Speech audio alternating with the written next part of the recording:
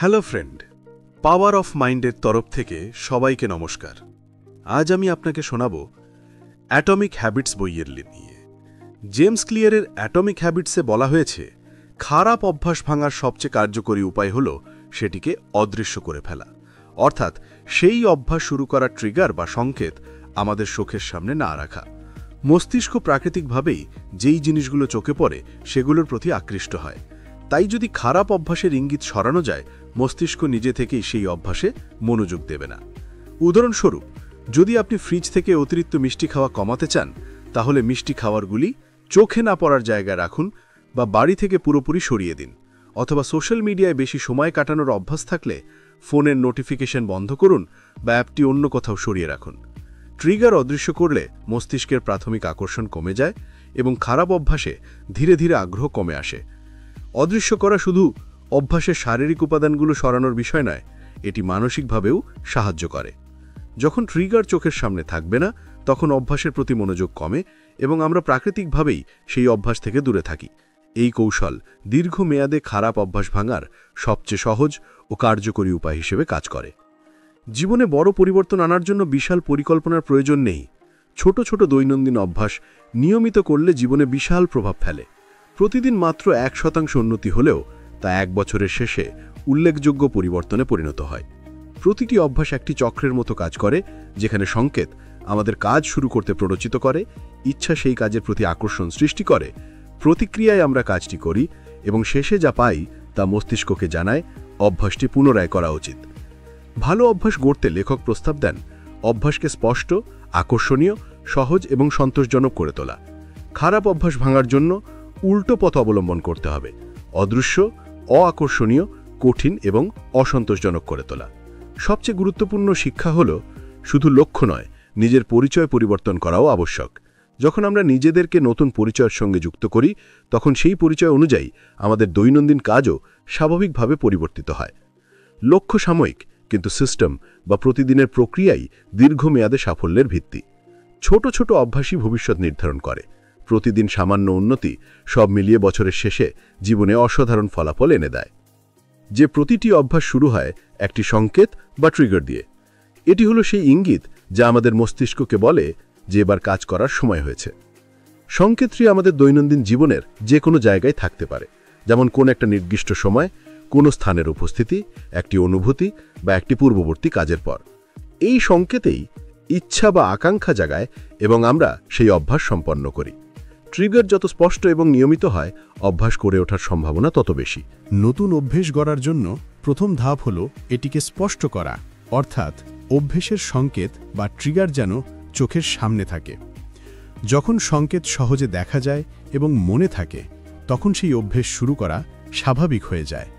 উদাহরণস্বরূপ, যদি প্রতিদিন সকালে বই পড়ার অভ্যেস করতে চান, তাহলে বইটি এমন জায়গায় রাখুন যেখানে ঘুম থেকে ওঠার সঙ্গে সঙ্গে তা চোখে পড়ে। এতে আপনার মস্তিষ্ক স্বয়ংক্রিয়ভাবে সেই কাজের প্রতি মনোযোগ দেয়। নতুন অভ্যেস গড়ার সময় এটিকে শুধু বাধ্যতামূলক হিসেবে দেখলে সেটি দীর্ঘমেয়াদে টেকসই হয় না। মস্তিষ্ক প্রাকৃতিকভাবে যেগুলো আনন্দদায়ক মনে হয় সেগুলোর প্রতি বেশি আকৃষ্ট হয়। তাই অভ্যেসকে মজার বা আনন্দদায়ক কোনো কিছুর সঙ্গে যুক্ত করলে সেটি করার ইচ্ছা অনেক বেশি বাড়ে। ধরা যাক, আপনি প্রতিদিন হাঁটার অভ্যেস করতে চান। শুধুমাত্র হাঁটা বললেই হতে পারে মনোযোগ হারানো বা বিরক্তি। কিন্তু যদি সেই সময় আপনার প্রিয় গান শোনেন, তাহলে হাঁটা নিজেই আনন্দদায়ক হয়ে ওঠে। গান শোনার আনন্দ এবং হাঁটার কার্যক্রম একসাথে মস্তিষ্কে ইতিবাচক অভিজ্ঞতা হিসেবে জমা হয়। ফলে প্রতিদিন সেই অভ্যেস পুনরাবৃত্তি করার ইচ্ছা স্বাভাবিকভাবে বৃদ্ধি পায়। এই কৌশল শুধু হাঁটার জন্য নয়, যে কোনো অভ্যেসের জন্য প্রযোজ্য। পড়াশোনা, ব্যায়াম বা কোনো স্কিল শেখার মতো কাজেও যদি আমরা আনন্দের উপাদান যুক্ত করি, অভ্যেসটি সহজে স্থায়ী হয়ে যায়। ছোট ছোট আনন্দের সংযোজনটি অভ্যেসকে টেকসই করে এবং আমাদের দৈনন্দিন জীবন আরও আনন্দময় করে তোলে। তাই যে কোনো নতুন অভ্যেস শুরু করার সময় সেটিকে আকর্ষণীয় করে তোলা সবচেয়ে কার্যকর উপায়। নতুন অভ্যেস গড়তে সবসময় বড় ও জটিল পদক্ষেপ নেওয়ার প্রয়োজন নেই, বরং ছোট শুরু সবচেয়ে কার্যকর।